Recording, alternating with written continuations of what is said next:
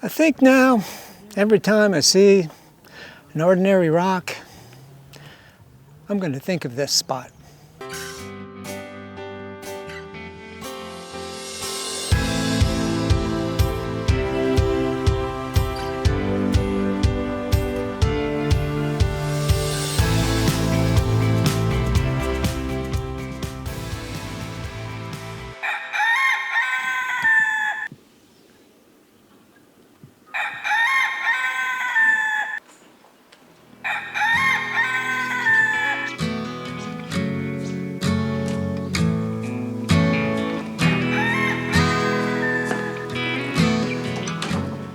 We leave our comfy hotel in Rabanal del Camino and walk along Calle Real.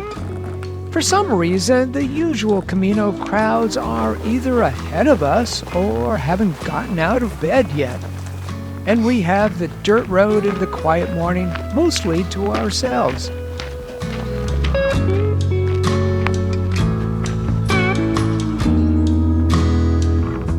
Time to contemplate a little history. Now, these guys have been showing up along the way. They're known as the Red Cross of Santiago, and it's based on the French fleur-de-lis design. It comes from the Middle Ages during the Crusades, and the red color is meant to symbolize, what else? The blood shed by the Christian soldiers. Now, it might seem a little gratuitous to say this, but you could also infer this means all the buckets of blood shed by the Muslim soldiers as well. Both sides were no doubt defending their faith, and both faiths have as their basic tenet,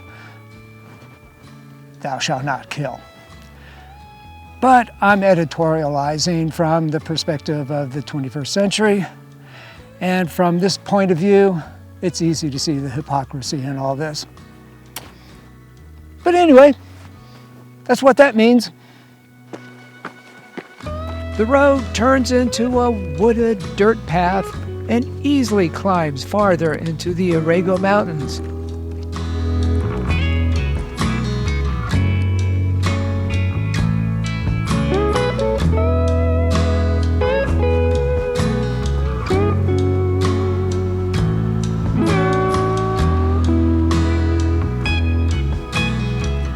The pine forest only lasts a short distance before the terrain opens up to views of the surrounding hills. Here, one might have a brief conversation with fellow Camino travelers. You filming for the U.S.? For my YouTube channel. What's your YouTube channel? It's called Mr. Hall's Trail Guide. So I'm doing a day-by-day guide to the Camino, and then later on, I'll do a documentary. Is this your first on this particular? Yes, it is. Right? You? Yeah, this is the first. Oh, okay. And where are you from? Texas. Texas. I was born in Big Spring, Texas. Oh, yeah, I know Big Spring. Yeah. You know Big Spring. I know all that area.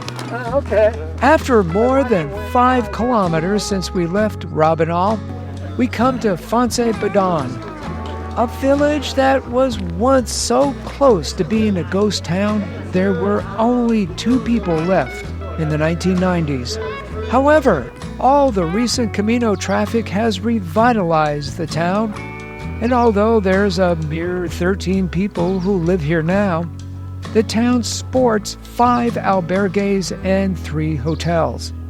We continue through the village, a short walk to be sure, and after about 30 minutes, the path lands at Alto de Fonce Badan, and one of the more famous spots on the trail. Now, although this is the second highest elevation on the Camino at 1,500 meters, I think it's safe to say most travelers stopping here have something else on their mind. That is, taking a rock, putting it in the pile below the cross. But let's back up a minute. This site has evolved over the millennia from a Celtic road marker to a Roman tribute to Mercury, the god of travelers. And then it was Christianized, if you will, in the 11th century by adding the cross, known as the Iron Cross. By the way, the original now sits in a museum in Astorga, and this is a replica.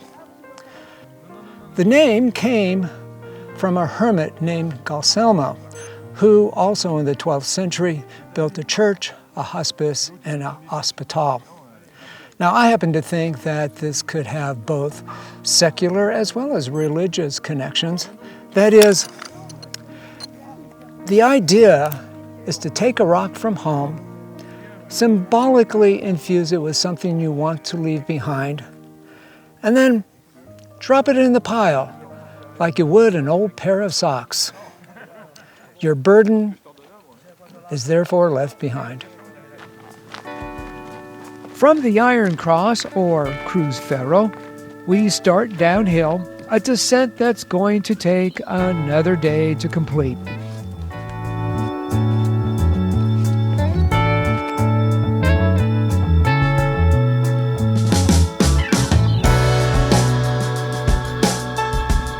The path more or less follows Highway LE 142, but fortunately we avoid the pavement most of the time.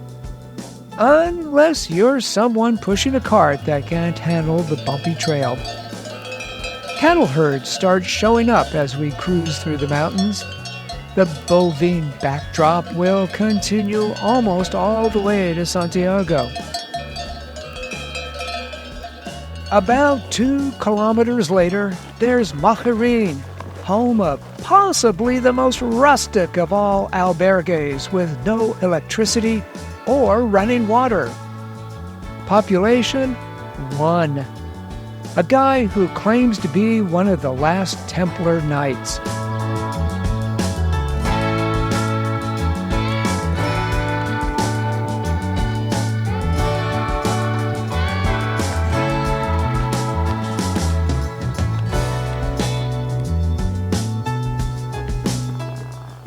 Hola.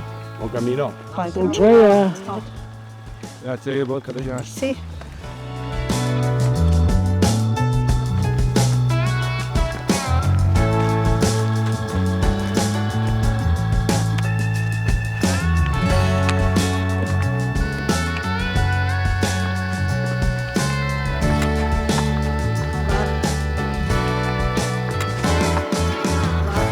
The route peels off from the road and begins a temporary climb to just below the highest point on the Camino at 1,520 meters. Oh yeah, be sure to look down as well as up for the smaller vistas.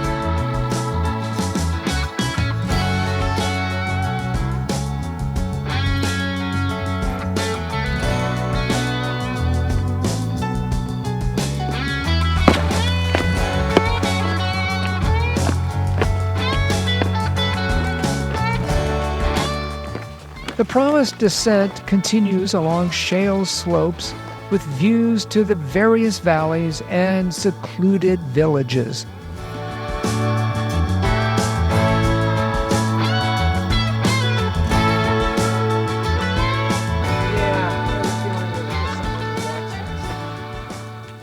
In case you haven't noticed by now, trailside philosophy abounds on the Camino.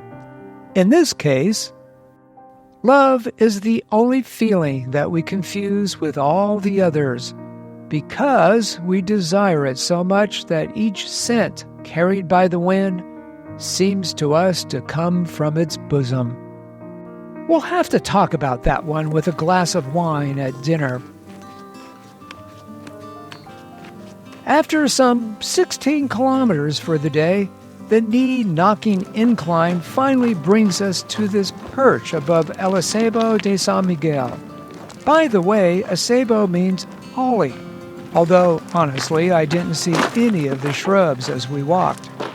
Most of the buildings are constructed from local raw materials, including the slate roofs, typical of this area.